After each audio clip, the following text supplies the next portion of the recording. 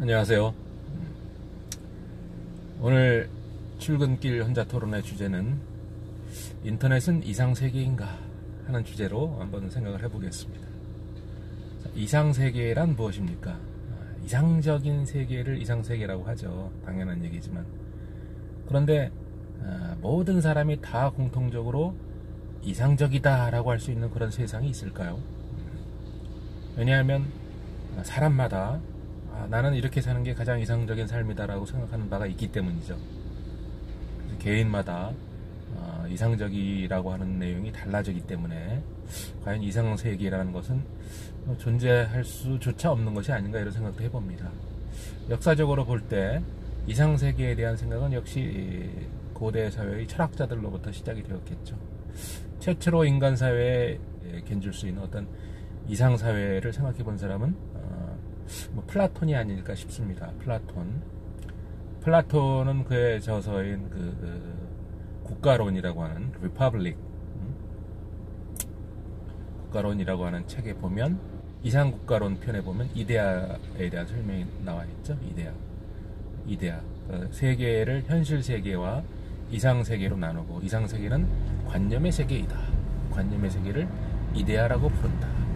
그런데 오늘날도 그런 생각은 충분히 할 수가 있는데, 다만 플라톤의 생각의 문제점은 뭐냐 하면, 그 이상세계가 진짜 실제 하는 세계이고 우리 눈앞에 펼쳐진 이 현실 세계는 가짜의 세계다.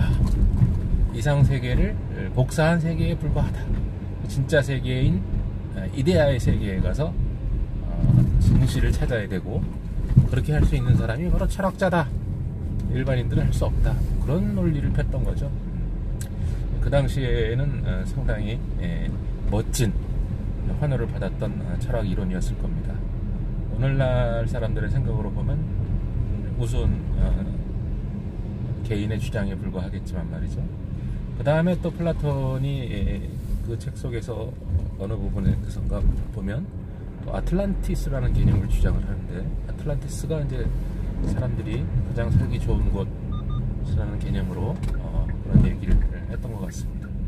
이 플라톤의 아틀란티스 개념은 중세 후반부에, 근대 초기에 프랜시스 베이컨이 뉴 아틀란티스라고 하는 저서를 발간하면서 좀 더 이상세계론을 좀 자세하게, 상세하게, 논리적으로 썼던 것 같고, 그 다음에 우리가 가장 잘 아는 이상세계론은 역시 토마스 모어의 유토피아겠죠. 유토피아. 그 다음에 캄파넬라의 태양의 도시라든지, 아니면 그 잃어버린 지평선이라고 하는 책에 나오는 샹그릴라라든지, 우리 정감록에 나오는 청학동이라든지, 홍길동전에 나오는 율도국이라든지, 무릉도원이라든지, 이런 그 이상세계를 얘기하는 많은 그 단어들과 언어들이 있습니다만, 다만 그런 것들은 모든 사람이 다 좋아하는 그런 장소는 아니다. 예를 들면 토마스 모어의 유토피아만 해도 하루에 6시간 이상씩 노동을 해야 되고, 가족들을 다 사람들과 공유하는 그런 시스템이고, 절대로 그게 이상세계가 될 수가 없는 사회를 이상세계로 하고 있는 거죠. 그래서 유토피아라는 말 자체가 라틴어로 없다란 뜻이고, 토피아는 장소니까 no place라는 뜻이죠. 유토피아라는 것은 없는 곳이라는 뜻입니다. 원래는 이상세계라는 곳은 없다라는 뜻이죠. 이상세계. 그런데 오늘날의 그 인터넷 세상을 보면, 인터넷은 현실 세계와 다른 세상이죠. 그런데 우리의 머릿속에서 관념의 세계에 존재하는 또 공간은 아닙니다. 실존하는 공간이죠, 인터넷은. 그래서 관념의 세계도 아니고, 하지만 관념적 성격을 가진 것만은 틀림이 없습니다. 인터넷이라고 하는 것은. 왜냐하면 눈으로도 볼 수 없고, 하지만 눈으로 볼 수 없다라는 것도 과연 그런가? 인터넷 공간을 서핑하다 보면 모든 것을 다 우리 눈으로 경험을 하게 되죠. 그렇게 본다면 또 볼 수 없는 그 환상의 세계는 또 아닙니다. 현실 세계죠, 인터넷은. 그래서 인터넷은 이상세계 쪽, 관념의 세계라기보다는 현실 세계 쪽에 가까운 것이 아닌가 싶습니다. 이상세계라면 모든 것이 행복하고 환상적이고 뭐 그래야 되겠죠. 그래야 되겠지만 오늘날 우리가 잘 알다시피 인터넷은 오염되고 불법한 콘텐츠가 판을 치고 범죄가 난무하는 그런 세상이 되어버렸죠.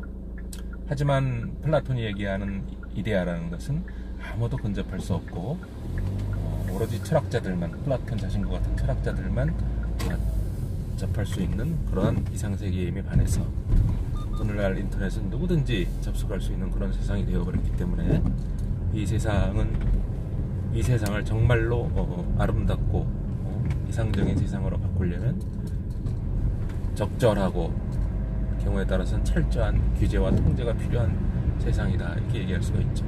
플라톤이 얘기한 이데아 세상은 사람들이 갈 수가 없는 세상이기 때문에 그 세상에 대해서 뭘 어떻게 해야 된다라는 관념조차 없는 거죠. 하지만 오늘날의 인터넷 세상은 모든 사람들의 생활 공간이죠. 현재 우리 사람들이 살아가는 생활 공간의 절반을 넘어서 경우에 따라서는 7, 80%가 인터넷으로 다 해결되고 있죠. 우리의 생활은. 그래서 인터넷이야말로 우리의 중요한 생활 공간이라고 할 수 있고, 그렇다면 그것은 관념의 세계에 존재하는 이상적인 공간이 아니라 우리의 현실 공간에 존재하는 현실 세상일 뿐이다, 이렇게 얘기할 수가 있습니다. 그래서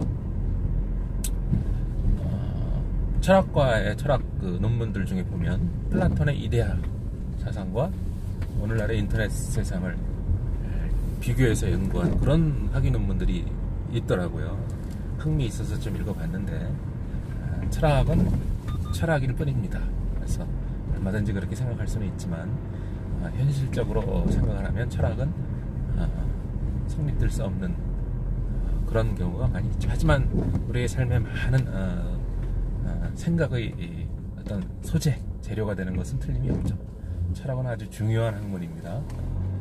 어쨌든 오늘날 인터넷 세상은 우리가 철학에서 공부했던 플라톤의 이데아 세상과는 전혀 다르고, 또 그냥 놔두면 오히려 천국이 아니라 지옥으로 변하는 그런 세상이 될 가능성이 높기 때문에 보다 철저한 통제와 규제, 모든 사람의 권리가 철저하게 보호되는 그런 안전한 곳으로 만들어야 될 그러한 소중한 공간이다, 또 미래사회의 공간이다, 이렇게 결론을 내리고자 합니다. 네, 오늘 인터넷 세상은 이상세계인가? 라는 주제를 한번 생각해 봤습니다.